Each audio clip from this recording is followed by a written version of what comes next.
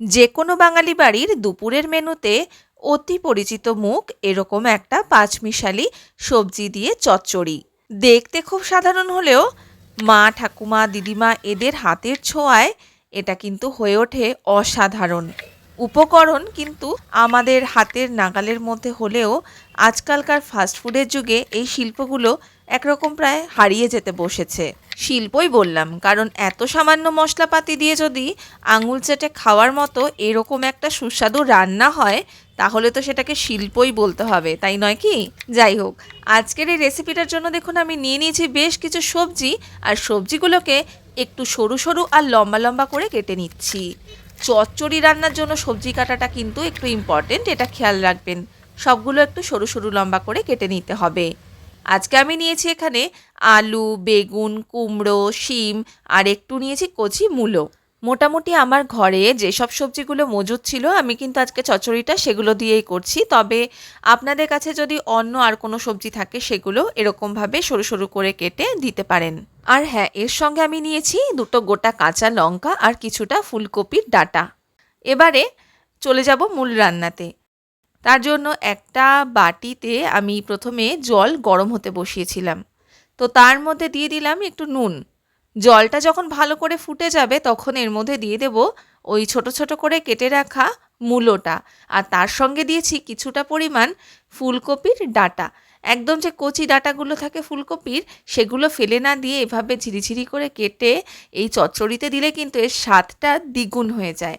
Minute 4-5 মতো একটু ভাপিয়ে আমি গ্যাসটা অফ করে এটাকে একটু জল ঝরিয়ে নিয়েছি। কড়াইয়ে নিয়ে নিলাম সর্ষের তেল, আর এই ধরনের চচ্চড়ি বা তরকারির রেসিপিগুলো কিন্তু সর্ষের তেলেই সবচেয়ে ভাল লাগে।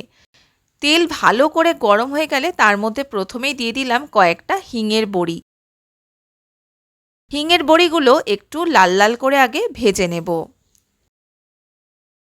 এই দেখুন কি সুন্দর এতে লাল রং চলে এসেছে। এরপর বড়িগুলোকে একটা প্লেটে তুলে রাখলাম। এরপর এর মধ্যে দিয়ে দেব ফোড়ন, আর ফোড়নের জন্য আমি আজকে এখানে দিচ্ছি 5 ফোড়ন আর শুকনো লঙ্কা। আগেই বলেছিলাম এই রান্নাতে কিন্তু খুব বেশি কোনো মশলাপাতি লাগে না, সামান্য মশলা দিয়েই অসাধারণ রান্নাটা হয়। ফোড়ন থেকে খুব সুন্দর একটা গন্ধ বেরোতে শুরু করলে তারপরে এর মধ্যে দিয়ে দিলাম আলু আর শিম। আলু আর শিম যেহেতু একটু সেদ্ধ হতে বেশি টাইম নেয়, তাই এই সবজিগুলো আমি আগে দিয়ে দিচ্ছি। এরপর এগুলোকে একটু হালকা করে আগে ভেজে নেব, তারপর এক এক করে বাকি সব সবজিগুলো এর মধ্যে যোগ করব। দেখুন এগুলো একটু ভাজা হয়ে গেছে। এরপরে এর মধ্যে দিয়ে দেব ভাপিয়ে রাখা মূলো আর কপির ডাঁটা। ফুলকপির ডাঁটা আমি এখানে কিছুটা ভাপিয়ে নিয়েছিলাম। তো যেহেতু মূলো আর ফুলকপির মধ্যে একটা অন্যরকম গন্ধ থাকে, তাই এগুলো একটু ভাপিয়ে নিলে এগুলো কিন্তু বেশ নরমও হয়ে যায় আর সেই গন্ধটাও চলে যায়। সব কিছু ভালো করে মিশিয়ে ঢাকনা চাপা দিয়ে 4-5 মিনিট আগে রেখে দিলাম। সবজিগুলো একটু মজে যাওয়ার পর এর মধ্যে দিয়ে দেব কুমড়ো আর বেগুন, সাথে দুটো কাঁচা লঙ্কা দিলাম। এরপরে এক এক করে গুঁড়ো মশলা, যেরকম হলুদ গুঁড়ো, পরিমাণ মতো নুন, আর দিচ্ছি সামান্য একটু জিরে গুঁড়ো। ব্যাস, এবারে সব কিছুকে ভালো করে মিশিয়ে নেব। এই যে চচ্চড়ি রান্নার সময় চেষ্টা করবেন আঁচটাকে একদম মিডিয়ামে রেখে তারপরে মশলাটা কষিয়ে সবজি দিতে।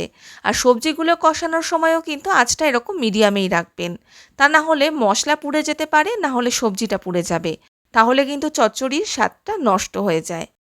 এইভাবে ক্রমাগত এটাকে আগে একটু মশলার সঙ্গে মিশিয়ে নিয়ে তারপর আবারও ঢাকনা চাপা দিয়ে 4-5 মিনিটের জন্য ছেড়ে দেব। সবজি কিন্তু আস্তে আস্তে মজেই অনেকটা নরম হয়ে যাবে। এই রান্নায় তো খুব একটা জল পড়ে না, সামান্য একটু জল দিলাম।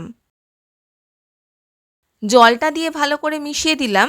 আর যেহেতু এটাতে ঝোল ঝোল হয় না, তাই গা মাখা হবে, তাই জলটা দিয়ে ঢাকনা চাপা দিয়ে রেখে দিলাম। এবারে দেখুন সবজিটা কিন্তু সম্পূর্ণ সেদ্ধ হয়ে গেছে। পরিমাণ মতো সামান্য একটু চিনি, মানে ওই 1/2 চামচ মতো চিনি, আর এখানে দিচ্ছি সর্ষে পোস্ত বাটা। ভেজে রাখা বড়িগুলোকে হাত দিয়ে একটু ক্রাশ করে এর মধ্যে দিয়ে দেব। গোটা গোটা বড়ি দেওয়ার থেকে এইভাবে যদি হাত দিয়ে একটু ক্রাশ করে দেন তাহলে কিন্তু দারুণ লাগে।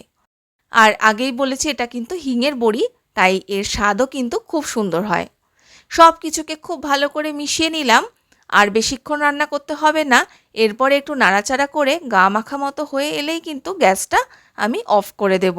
যে কোনো নিরামিষ দিনে দুপুরের খাবার পাতে যদি এরকম একটা সুস্বাদু চচ্চড়ি থাকে তাহলে কিন্তু খাওয়াটা একদম জমে যাবে।